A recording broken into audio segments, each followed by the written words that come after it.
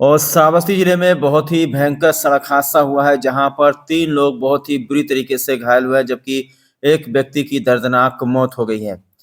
घटना श्रावस्ती जनपद के मल्लीपुर थाना क्षेत्र के मल्लीपुर मार्ग के बिचईपुरवा नई बस्ती के पास की है, जहां पर 2 अनियंत्रित मोटरसाइकिल की आमने-सामने से जोरदार टक्कर हो गई, जिसमें मोटरसाइकिल पर बैठे 3 लोगों की हालत बहुत ही नाजुक है। वहीं खामा कलां के रहने वाले शिव कुमार की मौके पर ही दर्दनाक मौत हो गई, जबकि 2 लोगों की हालत अभी भी नाजुक बताई जा रही है। वहीं दूसरी घटना श्रावस्ती जनपद के सोनवा थाना क्षेत्र के चंद्रखा के पास की है, जहां पर एक अज्ञात कार सवार ने मोटरसाइकिल चालक को ठोकर मार दी, जिससे उसकी हालत बहुत ही नाजुक हो गई। स्थानीय लोगों के द्वारा घायल को एम्बुलेंस की सहायता से अस्पताल में भर्ती कराया गया था, जहां से डॉक्टरों ने घायल को नाजुक देखते हुए ट्रामा सेंटर रेफर कर दिया है, जहां पर सभी लोगों की हालत इस वक्त नाजुक बताई जाती है। एक व्यक्ति की मौत हुई है, जिसका नाम शिव कुमार है, जो कि खावा कला गांव के रहने वाले हैं।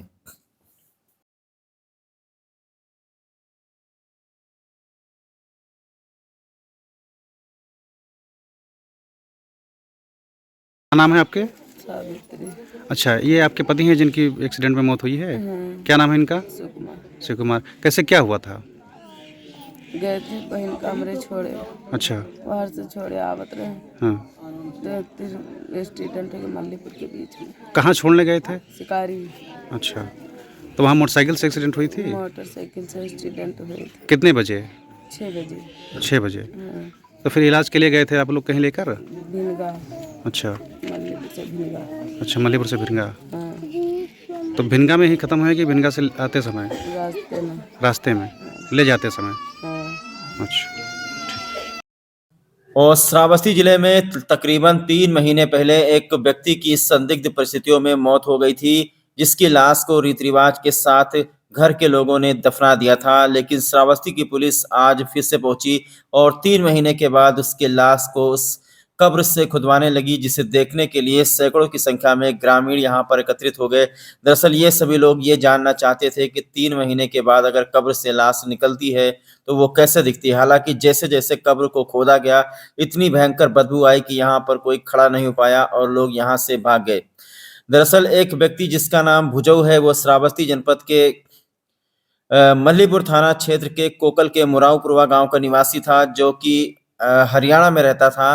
वहां पर इनके कुछ रिश्तेदार पहुंचते हैं 3 महीने पहले और उसके ऊपर ये आरोप लगाते हैं कि तुम गांव से कोई लड़की भगा लेकर आए हो। उसके बाद उसके साथ में मारपीट होती है, जिससे उसकी हालत नाजुक हो जाती है और इसके बाद में वो उसी हालत में श्रावस्ती पहुंचता है, जहां पर उसकी पत्नी जो है दिन रात दवा इलाज कराती है और उसके 3 दिन बाद उसकी मौत हो जाती है। बाद में परिजनों की मौजूदगी में उसका अंतिम संस्कार कर दिया जाता है, लेकिन पत्नी को कहीं न कहीं लगता था कि मारपीट करने की वजह से मौत हुई है।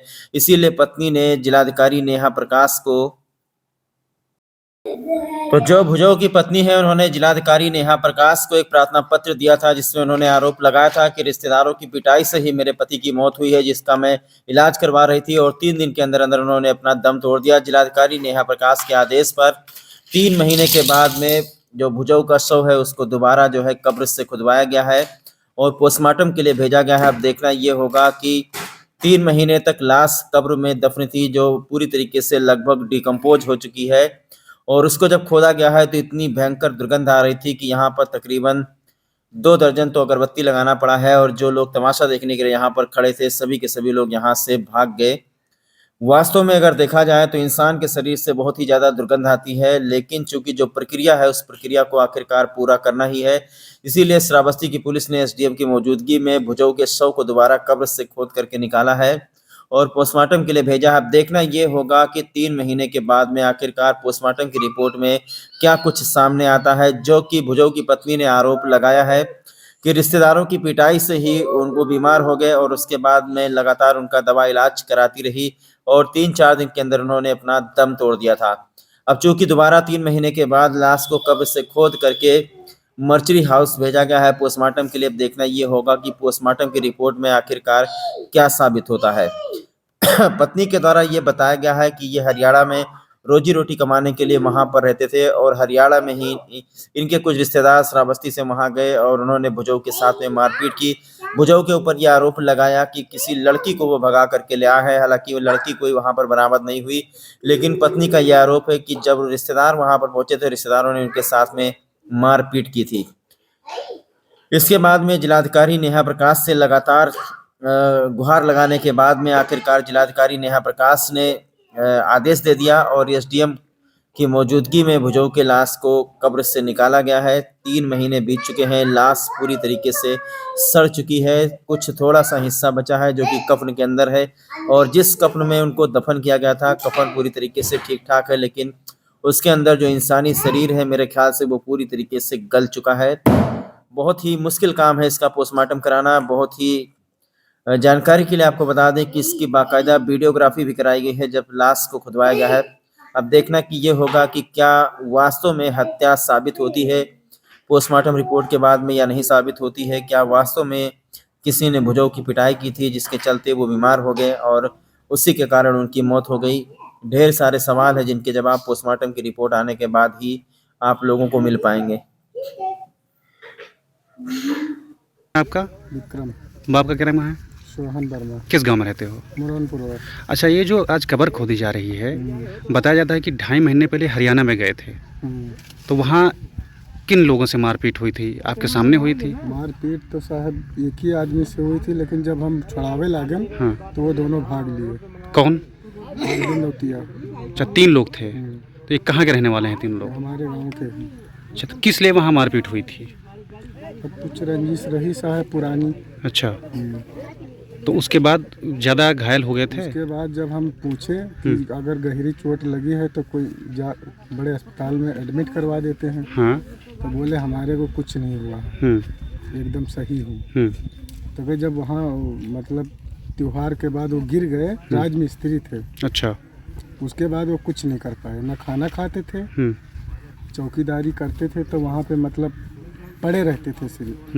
तो ये लड़का है इनका, ये खाना पानी लेके जाया करता था। अच्छा। तब से वो मतलब ना कोई एक दिहाड़ी लगा पाए, ना कोई काम कर पाए। उसके बाद बोले कि मेरे को घर भेज दिया जाए, तो वहाँ से उनका ठेकेदार उनको घर भेजा। अच्छा, यहाँ लेकर आए, फिर यहाँ इलाज चला उनका? यहाँ वैसे इलाज करवाए कहीं से। उसके बाद मेरे को बोले, मैं भी साथ में आ गया था 2-3 दिन के बाद। अच्छा। तो बोले कि मेरे को ले चलो, अब नहीं बच पाऊँगा। तो मैं उनको बहराइच ले गया। बहराइच में 1 घंटा इधर से जाने में और 1 घंटा अस्पताल में रहने में। अच्छा। वो खत्म। अच्छा, तो उसके बाद इनकी पत्नी ने तहरीर दी है, तो कब्र खोदी जा रही है पोस्टमार्टम के लिए। जी। तो उस टाइम मिट्टी दे दी थे? जी, उस समय हमारे यहाँ सब नात रिश्तेदार आए हुए थे, और ये जो मेला लगता है ना यहाँ पे, उसी दिन की बात थी, 8 तारीख की। आप कौन लगते हैं इनके? हमारे चाचा हैं। चाचा हैं आपके। तो जिन लोगों ने मारा था वहाँ पर, उन लोगों से कोई आपके चाचा से पुरानी रंजिश थी? हाँ। किस मामले को लेकर? ये उनकी अरविंद की काकी लगती है, उनसे मतलब कोई नाजायज संबंध था। उसके बाद वो औरतिया भाग गई। तब मतलब ये लोग कह रहे थे इसको साले को मार दो यहाँ पे। तो मतलब इधर उधर आपके चाचा से संबंध थी उस औरत की? अच्छा। उसके बाद जब वो चली गई, उसके बाद सब कुछ खत्म हो गया। तो किसके साथ? दूसरे के साथ चली गई?